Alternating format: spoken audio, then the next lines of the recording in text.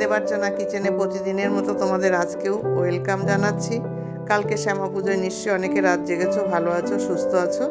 আজকে নর্মাল খাবার খেতে হবে। কালকে যেহেতু রাতে উপোস ছিল, যে রান্নাটা নিয়ে এসছি এটা আগেও ছিল, এখনও আছে, পরেও থাকবে। এরা রাজা থেকে ভিখারি পর্যন্ত সবাই এই রান্নাটা খায়। তাহলে কি রান্না, চলো এবার দেখি রান্নাঘরে যে কি রান্না, যেটা রাজা থেকে ভিখারি সবাই খায়। দেখো কড়াইতে তেল দিয়ে দিয়েছি। রান্নাটা দেখার জন্য তোমাদের অপেক্ষা করতে হবে। হ্যাঁ, এই রান্নাটা না হলে আমাদের বাঙালিদের, বাঙালি বলো আর যাই বলো, ভাত মুখেই আসবে না, সবাই খাবে এটা। তাহলে দিয়ে দিলাম শুকনো লঙ্কা তেলের মধ্যে। এইবার দিয়ে দেবো এতে ফোড়ন। কি ফোড়ন দেবো সেটাও দেখে নাও। এর মধ্যে দিয়ে দেবো আমি এখন 5 ফোড়ন। দেখতে পাচ্ছ পরিমাণ মতো 5 ফোড়ন দিয়ে দেবো, আর লাগবে না, সবটুকু দিলাম না। এবার 5 ফোড়নটা একটু লাল লাল করে ভাজা হলে তারপরে কি দেবো সেটা দেখো, পরপর দেখতে থাকো। এই রান্নাটা এত সুন্দর টেস্ট হয়, যখন এর সঙ্গে একটু ভাজা দিয়ে খাওয়া যাবে, মানে আর কি বলবো। এখানে দেখতে পাচ্ছ আমি কি করেছি, রসুন কুচিয়ে রেখেছি আর পেঁয়াজ কুচিয়ে রেখেছি। তাহলে আমি আগে দিয়ে দেবো এর মধ্যে রসুন কুচিটা দেব, কারণ রসুনটা একটু ভাজতে হয় ভালো করে।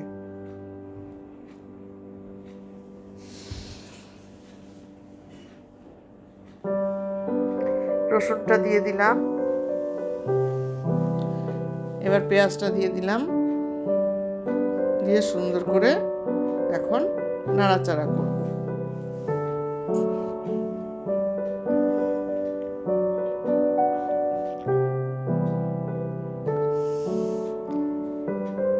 খুব সুন্দর একটা স্মেল আসছে।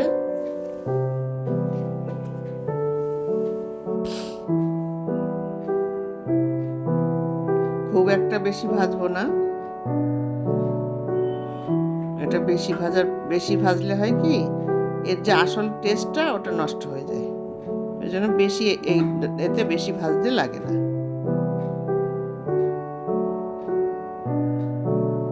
এখন দেখো সেই রান্নাটা আমার কি, দেখতে থাকো।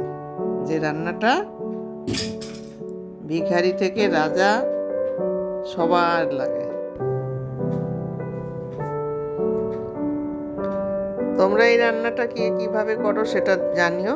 শোনো, আমি বলে দিচ্ছি একটা কথা, যারা পেঁয়াজ খাবে না তারা এই রান্নাটাতে যদি হিং সোমবার দাও তাহলে বেশ সুন্দর লাগবে, একই রকম লাগবে। হিং সোমবার দিলে, হিং দিয়ে করলেও ভালো লাগে এই রান্নাটা।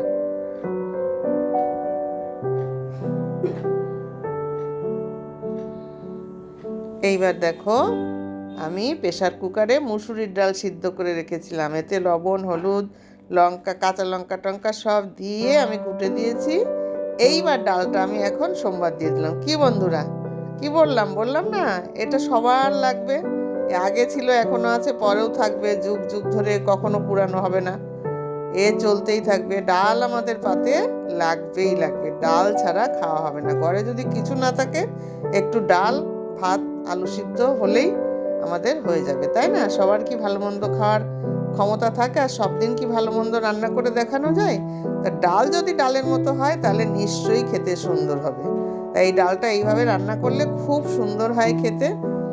আমাদের বাড়িতে একটা অতিথি আসতো বারাসাতের থেকে, তা সে যতক্ষণ পর্যন্ত ওই মুসুরির ডাল পেঁয়াজ দিয়ে তাকে রান্না করে না দেবো, বাচ্চাটা কিছুতেই যাবে না। ওর মা যতবার বলবে চল বাড়ি চল, বলবে না, আমি আগে এই পেঁয়াজ দিয়ে মুসুরির ডাল খাবো, দিদি রান্না করবে, তারপরে বাড়ি যাব। ওর যে মানে পেঁয়াজ দিয়ে মুসুরির ডাল রান্না না খেলে ও বাড়ি যাবে না। এত মাছ মাংস এত কিছু খাচ্ছে, হবে না, ওর পেঁয়াজ দেওয়া সেই মুসুরির ডাল খেতেই হবে, না খেলে হবে না। তা যাই হোক, দেখো ডালটা খেতে খুবই টেস্ট হবে। এইভাবে রান্না করো। আর যারা পেঁয়াজ দেবে না তারা এর পরিবর্তে হিং দিতে পারবে। হিং তেলের পরে দিয়ে সোমবার দেবে, তাতেও খুব সুন্দর টেস্ট হবে। এর সঙ্গে আমি একটু ভাজা করব, বেগুন ভাজবো আর একটু আলু ভাজবো, আর গন্ধরাজ লেবু আছে। এইভাবে সোনাকে খেতে দিয়ে দেবো।